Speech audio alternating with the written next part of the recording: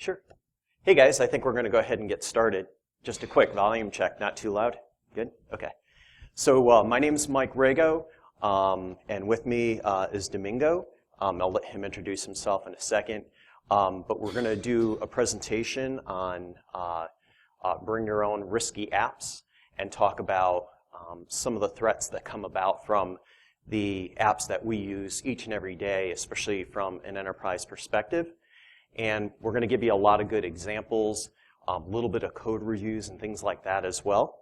And yeah, I think we'll go ahead and get started. Did you want to add anything, Domingo? Or? Just our contact info is on the first slide. Feel free to shoot us a tweet or an email. And we'll take questions, I guess, towards the end so we can get through the content.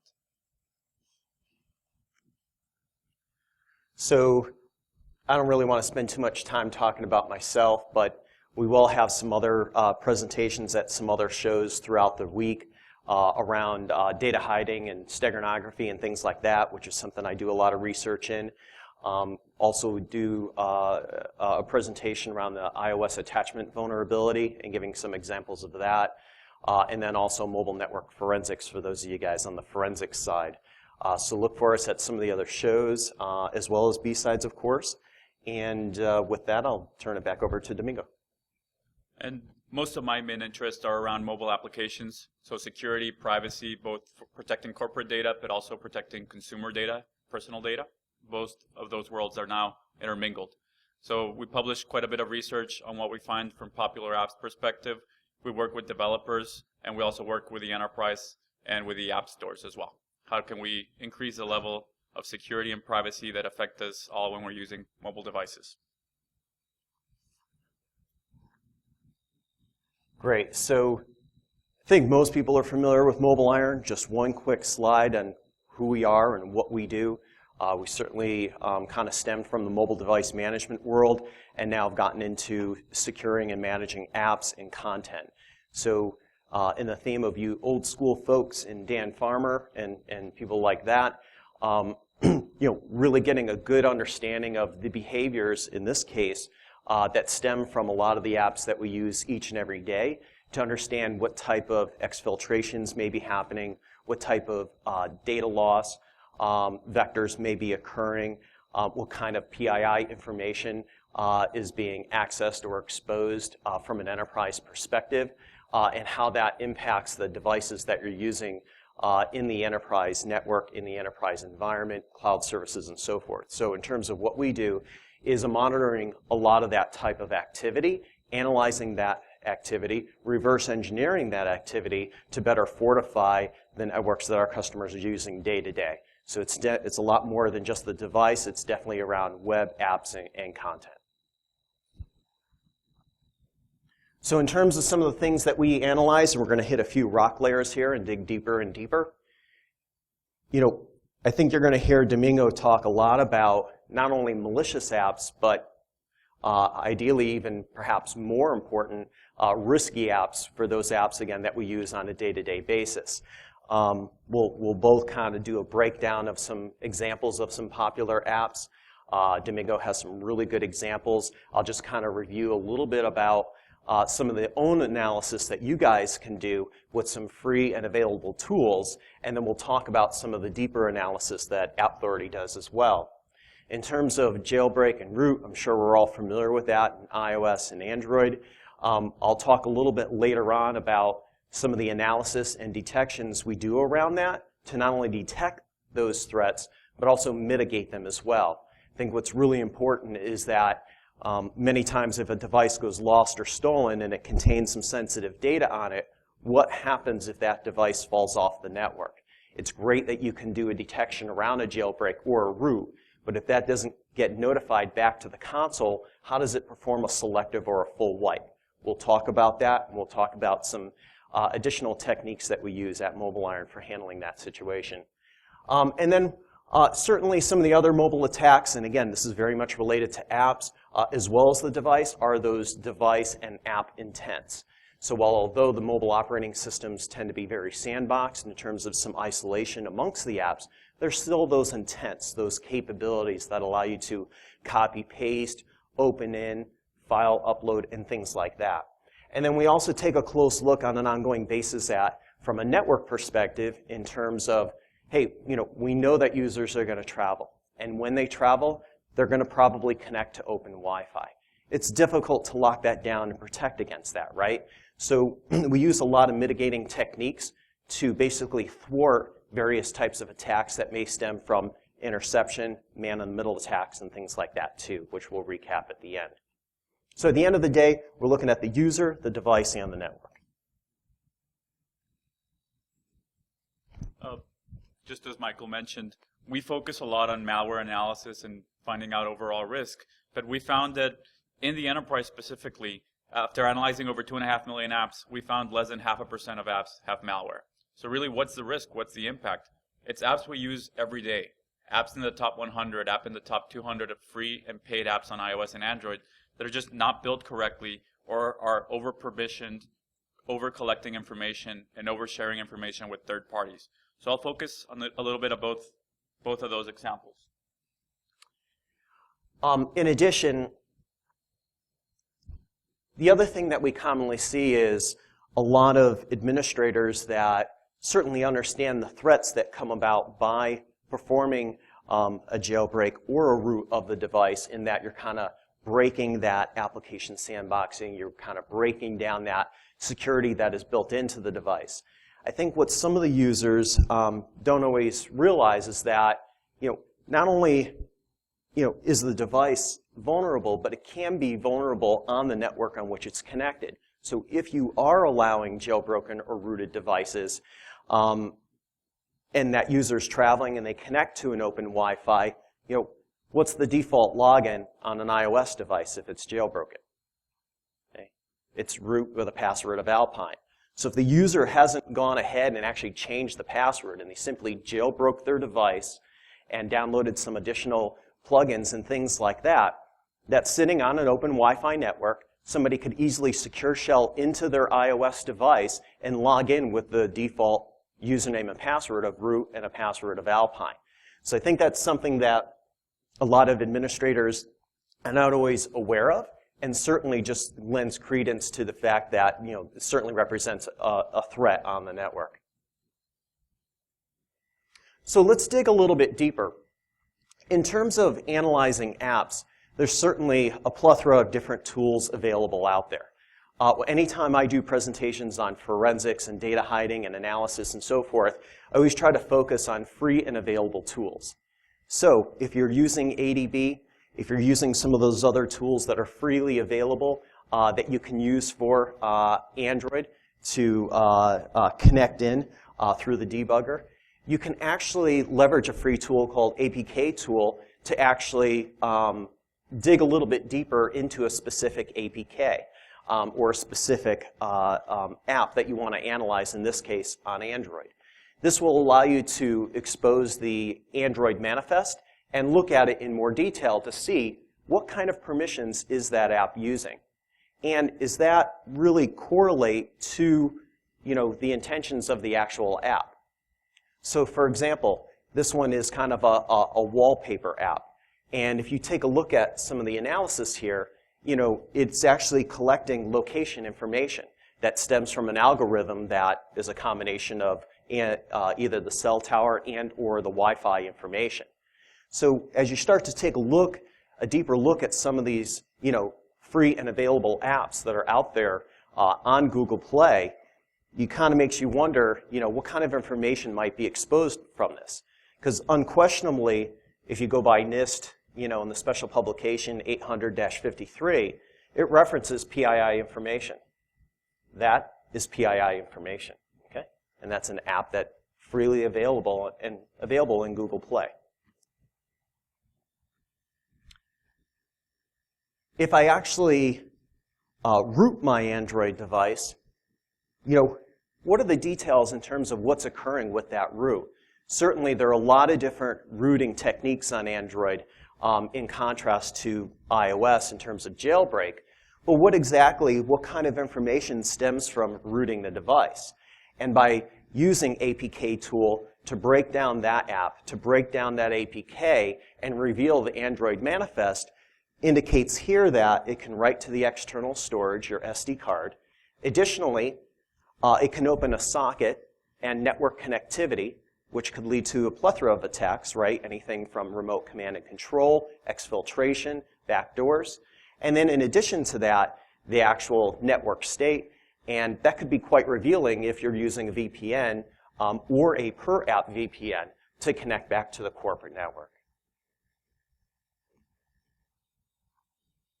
But it's more than static analysis. It also includes dynamic analysis. So if I'm analyzing the behavior of the app from a network perspective, and I'm running Wireshark or something else, I can engage the app for a variety of behaviors to determine, is it encrypting the traffic?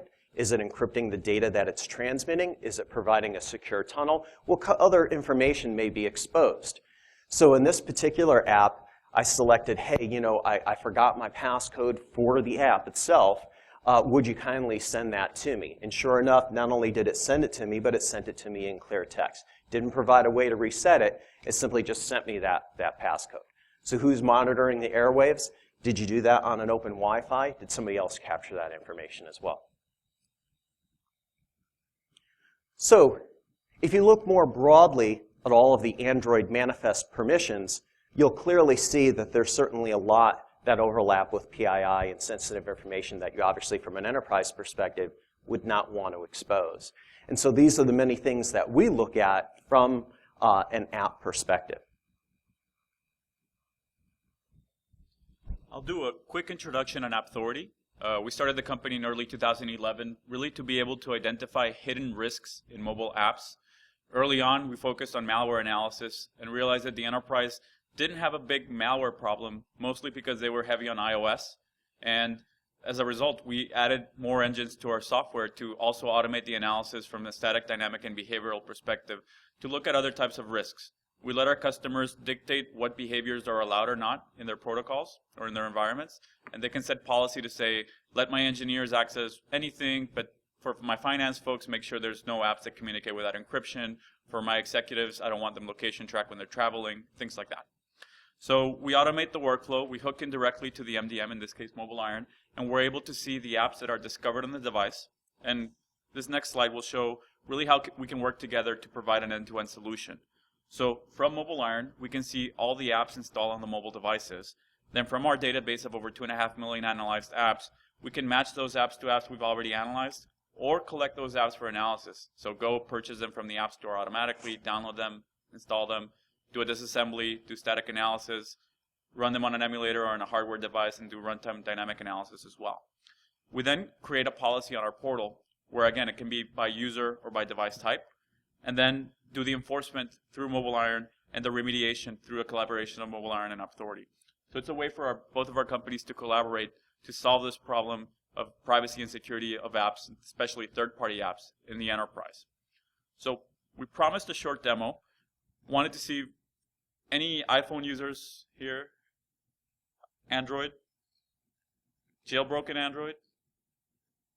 Jailbroken iOS? I guess rooted Android, jailbroken iOS? Anyone play Flappy Birds? So Flappy Birds was pretty popular for a while, and then the developers pulled it from the App Store. So we wanted to see what can happen with a targeted version of Flappy Birds. On the left, we have the target device. We're able to see that it has some accounts there. On the right, we have the hacker's device or the clone device empty. So we'll go in and there's no settings there. There's nothing in the accounts. So my friend missed Flappy Birds, so I emailed him a copy of Flappy Birds saying, hey, don't worry, it's not in the App Store, but here's an APK. Because he trusts me, shouldn't have, he's going to install the APK directly to his phone. So again, it's not going from the official App Store. The app was no longer available. I checked the Gmail's account. They have an account on the left side. The right side of this phone is native, so there's no account there. And I'm going to send him the email saying, don't worry, here's a version of Flappy Birds. Download it, play it, you'll have fun. So he's going to scroll down. Apologize for the view, but it's a small window. But scroll down, read my message recommending the app, install the APK, and he doesn't know that it's a Trojanized version of the APK. So it asks the same permissions, it looks the same, it has the same dynamic size, the same package, just not the official version.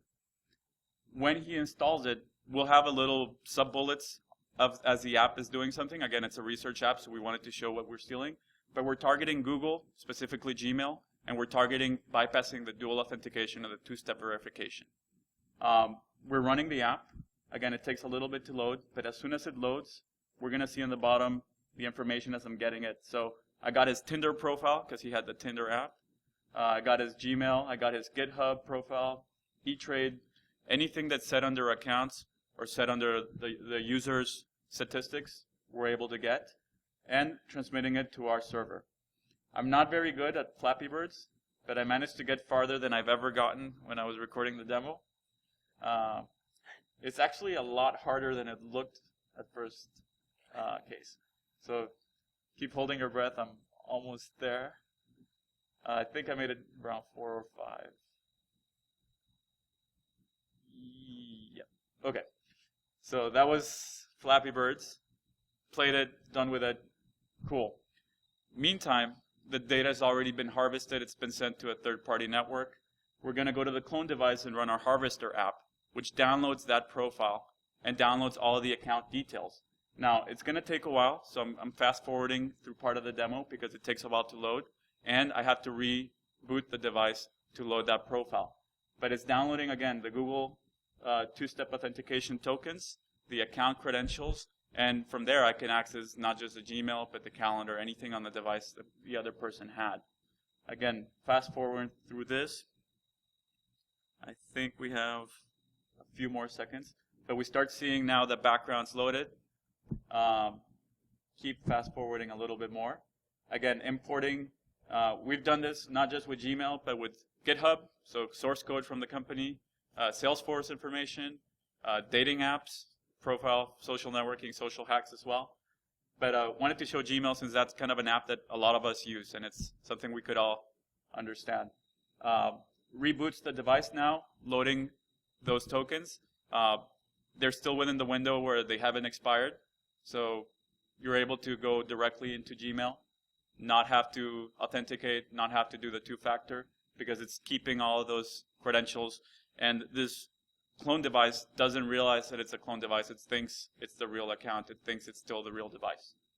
Here we go. Have Gmail now. When we go into settings, we'll be able to see that now there is an account set for Google. There wasn't one before. It's a little bit slow, but it's getting there.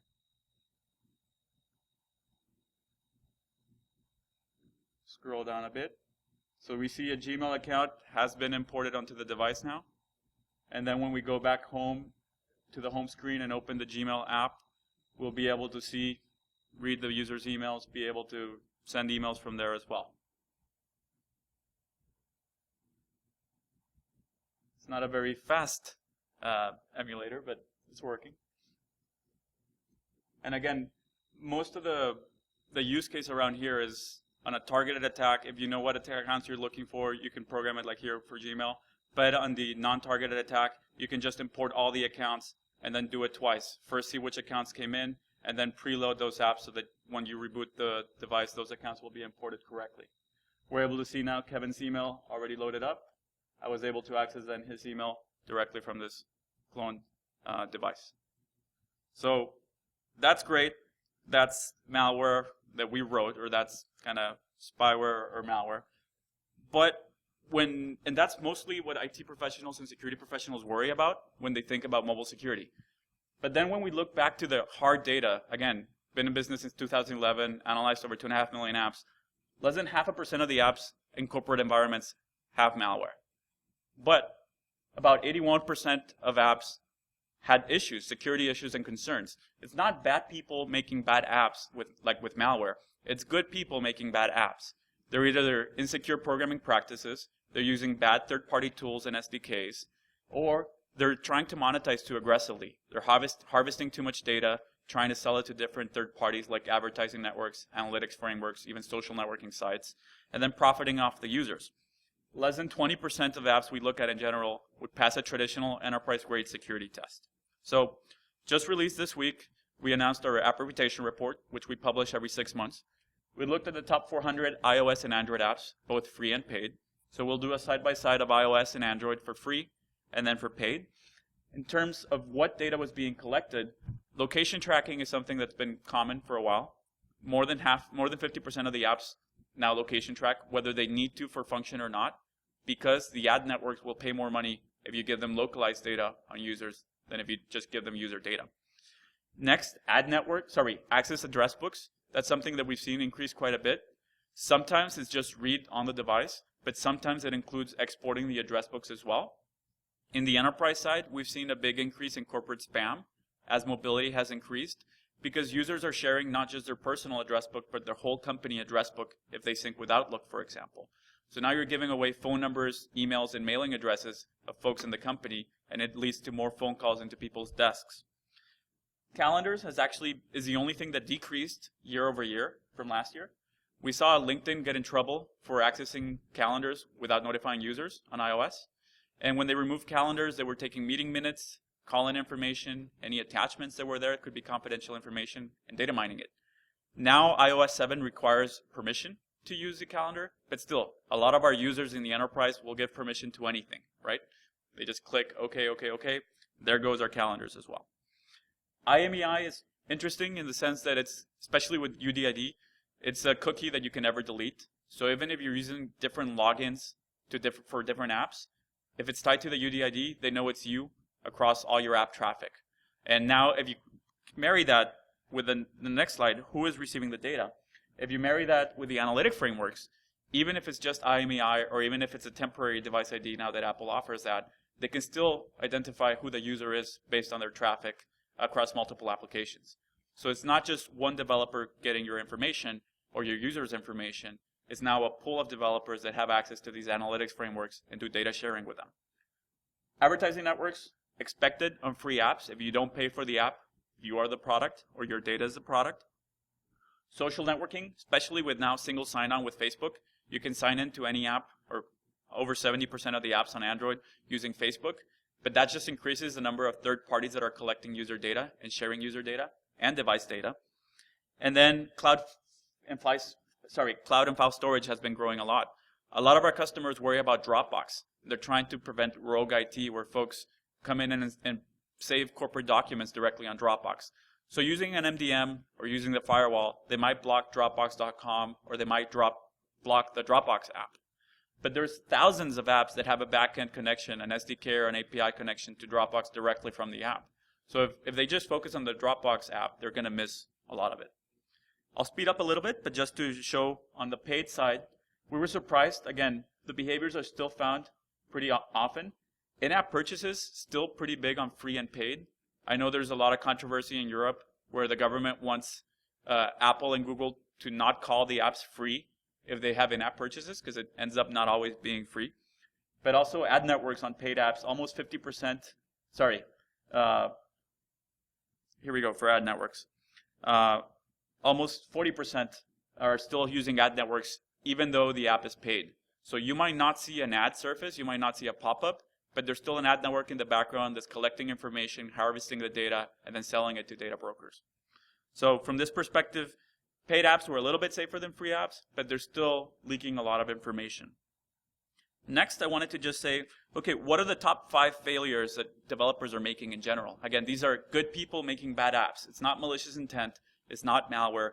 There's other solutions that we were doing to help combat malware, but this is a bigger issue because it impacts every app, not just malicious apps. But using poor or bad third-party SDKs, and I'll show some examples, permission abuse, which we see a lot, improper handling of private data, terrible cryptography, and then airing dirty laundry. A lot of developers keep personal or development information on the app. I'll show some examples as well. So a lot of times we find a risky app, we publish it, and the developer contacts us and says, hey, no, we're not doing that. And we show them the analysis. In fact, they are, but they did it through an SDK. They didn't even know the SDK was doing that. So this is a very popular SDK for adware.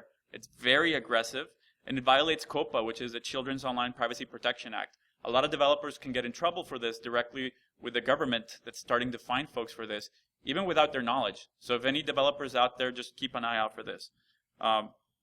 Quick example of just the amount of data that this SDK was collecting. It's taking your zip code, your phone number, your app ID, app key, IMEI. Okay, maybe fine. But now if you go down to the bottom, it's getting the user's age, which now is PII. If it's anyone under 13 and you don't have a privacy policy, you could get fined for this, for something your ad network did, not even the developer did themselves. The city, the state, the latitude, longitude, so location of the user. Again, the more information the developer collects, the more they get paid. So there's kind of a reverse incentive towards privacy and security. But as users, we need to raise awareness that we shouldn't just accept all permissions and push back. We have seen some improvements on calendar access as users push back on that. So if we push back on the other behaviors, we might see some improvement there. Other issues with permissions, sometimes there's an underprivileged application that tries to sidestep the permission. I'll show an example of a big bank that does that on the next page. Overprivileged applications, some developers, they're lazy and they say, okay, give me every permission, and that way, if I ever need it, I'll have it. Or if I need it in a future functionality, I won't have to add it again. And the problem with the confused deputy that says, you also have to guard your application from other apps that might try to leverage your permissions. So if your application has permission to send text messages, for example, and another application doesn't, but you can communicate with that application, specifically on Android, that application could submit a request through your app to send a text message. So which app really did send the messaging and which one had the permission? So that's something we look for on Android as well. But more on the under permissioning. A lot of applications don't have permission for location tracking because to use GPS, now both Apple and Google require you to let the user know. But they found a lot of ways to do location tracking based on GeoIP or Wi-Fi, cell phone triangulation. So in the example of VTrade for both iOS and Android, even if you don't give permission for location tracking, they can still know where you are based on your IP address, based on your mobile IP address. So no permission given, behavior still there. And then another quick example of permission abuse. This is not the game for Grand Theft Auto, but it's the walkthrough. So it teaches you all the cheats and how to play the game. Over 10,000 downloads before it was pulled from the market, but it requested over 50 permissions. I mean, it was just ridiculous out there. This next example is pretty fun. Anyone use Tinder? So popular dating app. No one has to admit to using it. But terrible from a privacy perspective. It was transmitting exact geolocation over the network in the clear and complete details on the user. So when we pulled the backend, or what the API was sharing over the air in the clear, is sharing the birth date, the full birth date, so month, year, date, the full ID, the Facebook ID of the user, and the exact latitude, longitude. So now I know, okay, this user Amanda, this is her Facebook profile. Hello, Amanda. I can go find her information on Facebook. I know exactly where she has logged in from. So from a stalker perspective, this is pretty scary. From a user perspective, I feel like it's a huge invasion of privacy. So we made this public. We worked with Tinder, told them about it, wrote an article on it, and they said they fixed it, but the fix was still a fail. Let's see if we see why. Instead of giving exact geo-coordinates, now they gave exact relative distance to 13 significant digits. What's the problem there? Well, if I brute force this, I can take one step to the left. Did I get closer or farther? Okay, one step to the right, and then eventually find the person. But with a few lines of code, I can just do the shortest path and find the exact distance to, or the exact location of that person just by knowing the relative distance as well. So it wasn't really a fix. We went back with them and they fixed it now again. But from a developer's perspective, if you need location, you can use obfuscation. You don't need location that precise for anything, let alone for a dating app. Fail number 4, using bad or no crypto. Postogram app lets you take pictures and create your own postcards. Great. You can send postcards directly from your phone, any mailing address in the world. Pretty cool. But it's sending and storing all the private photos in unprotected open networks. So you can go in and just start surfing people's pictures and people's postcards on their website. Again, not very good job there. And then Sign Easy, which you can sign any document directly from your iPhone or your iPad. Sending passwords in clear text, storing files directly to Dropbox. So again, if your corporate users are signing corporate documents or confidential files on their iPhone or iPad, since the password's being sent in the clear, then anyone can log into their account and see all the documents that were signed. And that's data in motion without encryption, data at rest without encryption. The Starbucks coffee app you can use to order coffee and you can have your credit card there for auto load. It stores username and password in clear text on the device. So again, if you lose your device, someone could easily get that information for your Starbucks app, maybe order some coffee on your behalf. But worse, a lot of folks use the same password for their email than they do for other apps. So a weak password in one app could propagate to other applications as well. Final review for the cryptography. The three main things are not using encryption for data transfer, not storing passwords correctly, and then also not expiring auth tokens. This was finally fixed by Facebook, but originally Facebook was set to never expire. So if your auth token was compromised, you would lose access to Facebook, and you would lose access to every app that you can log into Facebook with. So that's a big issue there, especially with single sign-on. The final fail, dirty laundry. Just a lot of developers have their design notes, maybe the meeting notes in the application itself, debug information, and forget to remove it when they publish the app to the App Store. So for Pandora, we were able to find, hey, this Casey dude we know everything about his workspace environment, where all the file structures are. We were able to find him on LinkedIn as well, and we sent him a nice note to let him know, and blacked out his face just to not embarrass him too much. But as developers as well, make sure that you don't dare air any dirty laundry, especially from an internal corporate app that you build. That can give an attacker an insight into how to maybe get into your app, or how the app was built as well. So again, we talked about this slide earlier, but just a quick summary. Malware is less than 0.5% of the apps out there. Yes, it's growing exponentially, as a lot of the AVs like to say, but so are good apps. Apps in general, the whole app ecosystem is growing exponentially. Malware as a percentage of the overall app market is not really growing that much. So while we do monitor it and we do keep an eye on, it's our responsibility to raise awareness of just apps in general, not just malware. So in terms of countermeasures, we take a look at proactive and reactive countermeasures. And while many of the enterprises are clearly aware of the threats that stem from jailbreak and rooting of devices, as Domingo stated, there's just another layer of exposure, another layer for potential exfiltration as it stems from apps. So when we take a look at a holistic mobile security strategy of both proactive and reactive countermeasures, and we take a look at, for example, jailbreak and rooting, which from a malicious app could stem from that, causing a jailbreak or a root. One of the common things that we see is that a lot of enterprises want to detect jailbreak or rooted devices and then do some type of quarantine, which might selectively wipe the enterprise data or do a full wipe of the actual device. The drawback to that is that traditionally that requires a phone home. So you might have an MDM client that's running on the iOS or the Android device looking for the jailbreak or the rooting activity, and once it identifies that, phones home to the MDM console to say, hey, I found a jailbroken device, I found a rooted device, I need to go ahead and send a selective wipe or a full wipe back to the device. But what happens when that network connectivity is severed? In the case of lost or stolen devices, it's quite possible that that device may fall off the network. And when it does, it can't phone home anymore. And thus, you can't perform the selective or the full wipe on the device. So one of the things that we've added to our product is the ability for offline jailbreak and root detection. So in the event that the device is lost or stolen and falls off the network, or someone more nefarious takes that, chucks it in a Faraday bag, connects it to their laptop, and tries to sideload something, we now have added the ability for offline jailbreak and root detection without the need to phone home. And then as a result, we can still perform that selective or full wipe of the device if that's what the enterprise desires.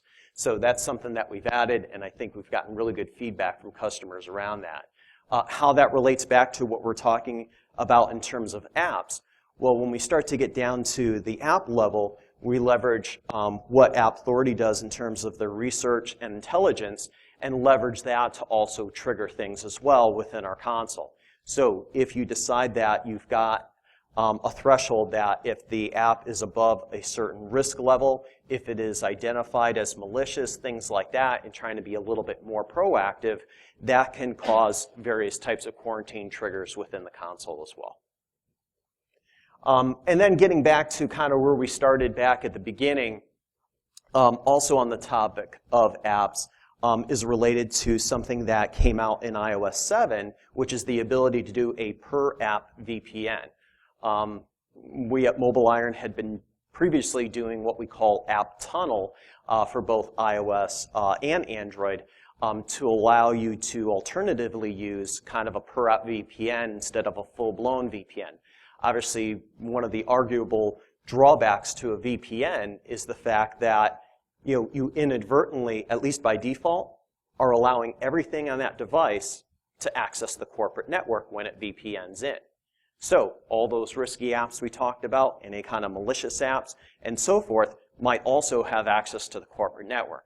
And obviously, that's a bad thing. So by leveraging a per-app VPN, like in the case of iOS 7, and terminating that using some kind of secure mobile gateway instead of your VPN, provides you that ability to say, no, I'm only going to allow the apps that I permit, only the apps that I've permitted for the enterprise, and only if the device is in compliance, meaning it's not rooted, jailbroken, or otherwise.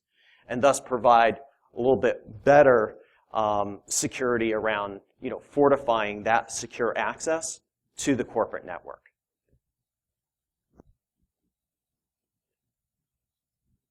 Some of the other things are related to apps where we talked about earlier in terms of some of the functionality. So controlling some of the intents as well. Maybe not on the entire device, but only for that portion or that secure persona on the device. So while you might have personal data as well as enterprise data on the same device, create some kind of separation with that data and those apps separate from the personal data such that if they want to perform a copy-paste, screenshot, upload, open in, all those other types of behaviors or intents, if you will, control that, but not limit that for their personal stuff. If they want to do that for their personal stuff, fine. But on the enterprise side, turn off some of that functionality so they can't share data outside of that secure persona.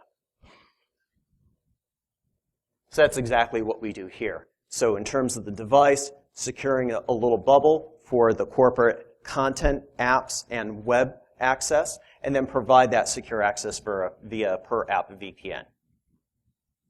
So when we take a look at then kind of a holistic strategy in terms of proactive and reactive countermeasures, if we've got an attacker that's trying to target the network or the device, leveraging certificates to basically thwart man-in-the-middle attacks. So if you're using signed certificates, including mutual authentication, where you have a client cert on the device itself, doing that mutual authentication to basically thwart man-in-the-middle attacks if people are going to be connecting to open Wi-Fi, which we know they're going to do, right?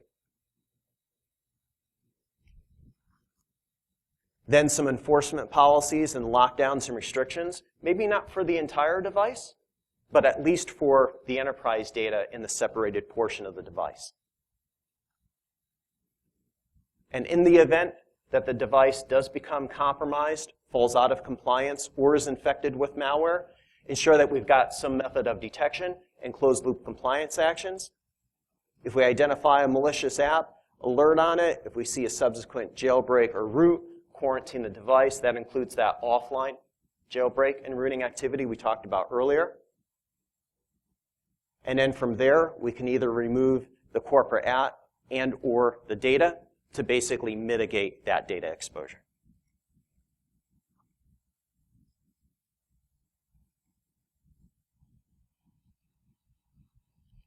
So yeah, in general, from a takeaway perspective, there's a lot of talk about BYOD and bring your own device in the enterprise, but really the devices part has been, that beast I think has been tamed, or at least there's technology around that. But the new question is, what do we do about bring your own apps, bring your own risky apps as well? When apps are being created by developers all over the world, it's incredibly fragmented. 5 years ago, most of the software in the enterprise came from Oracle, SAP, Microsoft, Adobe, at least some names, maybe not trusted, but names that the companies were familiar with. Now apps are coming from OMG Pop and Zynga and King.com and all kinds of developers. So these developers might not have the same expertise in building software, yet we're using them in a corporate environment, and we're accessing corporate networks in corporate frameworks. There's more risk than just malware. So part of that is just education from a user perspective. We forget that these are computers as well in our pockets. With laptops and desktops, at least some of our users learn not to open executables, not to open email attachments from folks they don't know. But with applications, we just download anything, accept any permission, just click yes, yes, yes, give me the app. That requires a little bit of re-education from a user perspective, but also from our security professionals' perspective of what we can do about it.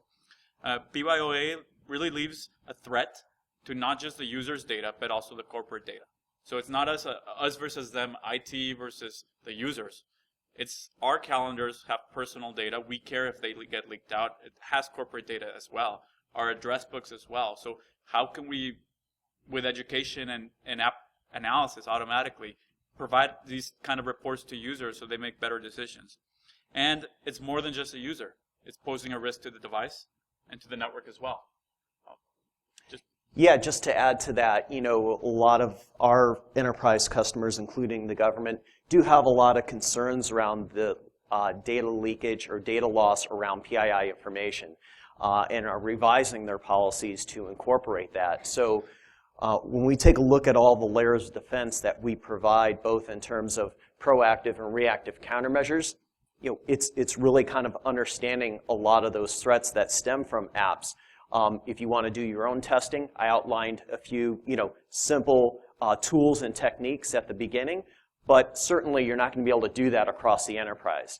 And therefore, that's kind of, in terms of what App Authority does in all their analysis of 2.5 million plus apps across Google Play and the App Store, is really kind of leveraging that intelligence to provide yet another layer of defense in that layered security model. And then at the end of the day, by combining those, really providing those proactive and reactive countermeasures. Didn't have a lot of time to get into that one slide where I kind of outlined a lot of proactive and reactive countermeasures, but we did kind of show that more from a flow diagram in terms of some of the threats and then a lot of the different countermeasures that you could use. So with that, we have a few minutes for questions, and again, sharing our information in case there's questions after the fact as well. Anyone have any questions?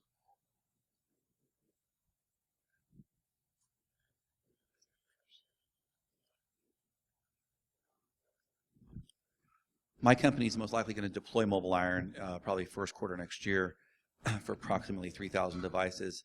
Are you familiar with Canvas fingerprinting? Sorry, it's hard to hear you up there. Canvas fingerprinting? Yeah, a little bit. What kind of questions did you have? So my question was, when you're traversing the internet, for those of you that don't know what it is, it's a technology that when you go to a website with a device, whether it be a computer or a mobile device, your device creates a picture. It's the same picture, but every device that accesses that particular website makes the picture a little bit differently than another device. That allows them to identify you. It creates an identifier for you, and then therefore they know who you are. So my question is there any plans, or maybe not at this point, but to basically mask your identity when you're traversing the internet on a MobileIron platform? Because for a company or even for an individual, the more that they learn where you're traversing, they're sharing data, it's no more than like having a cookie on your computer, right, on your phone. Yeah, it's a great question, and there's not always a silver bullet for all of it. For those paranoid customers that would rather not share that kind of information, we kind of use techniques that are a little bit different in iOS versus Android.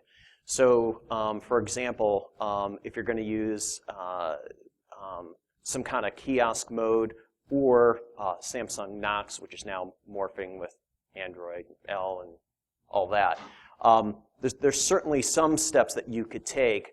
And the other question I would ask is, are they just on the Wi-Fi, or are they, cellular-based devices as well? So, on the corporate network, we do find that some organizations are leveraging filters for things, as Domingo mentioned, for Dropbox and things like that, but also, some other uploads. So again, kind of a layered defense. I don't think that there's, at least I'm not aware of, that we have a silver bullet for something like that today. That's something I could definitely ask our engineering to see if it's something that they're already testing and or developing in-house. The short answer is I don't know if that's something that we have as sort of a silver bullet, but I know in terms of data loss, we've kind of got a number of techniques we can do to kind of thwart some of that activity. So, someone else had a question too. Yeah, that gentleman. Yeah, I was just asking a question about the demo that you did. What actual exploit were you using? Was it the DEF CON one from last year that stole Google creds? Because I noticed you only demonstrated the Google account, but not. You mentioned you also got all the other ones. Is there something else? It wasn't Google specific, so it was from the device, getting those accounts, getting the tokens, so the full string for the login. If you're doing within a quick window, those haven't expired yet. So even from another device, that same token is going through. So it was simpler than the hack from last year that affected Google. It's just taking those credentials leveraging as if you were back on the device, just clicking the Google app again. It's thinking it's the same communication port. Was the original app rooted? It can be rooted. It doesn't have to be rooted for some of the accounts. For Google, it has to be rooted, yes. For the other gentleman's question, one other thing came to mind. What some of our customers are doing is taking one of two techniques for that.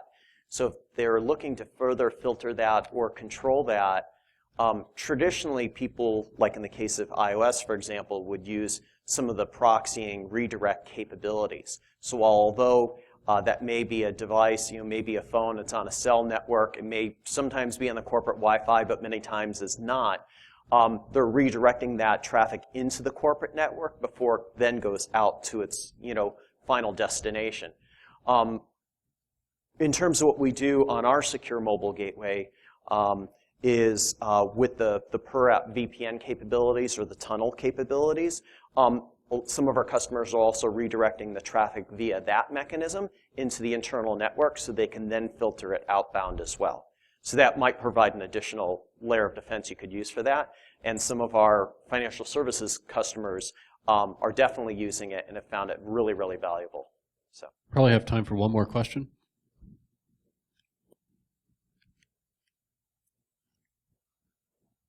Or not. Thank you, for everybody.